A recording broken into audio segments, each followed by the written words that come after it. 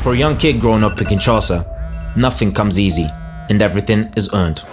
So when our way of life changed, my focus still remained the same.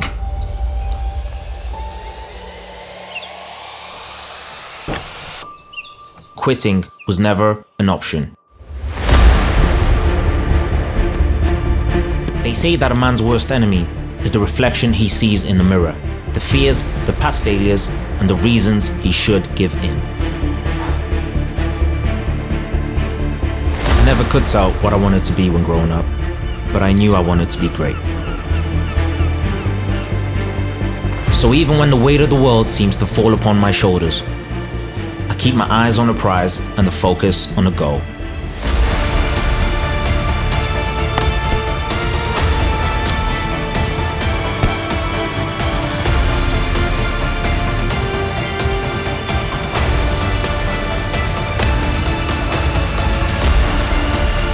The early wake-up calls don't get easier. The pain, the fight, and the frustrations are always there.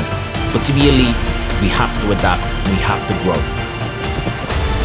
I'm still the young boy from Kinshasa, and I'm preparing to win.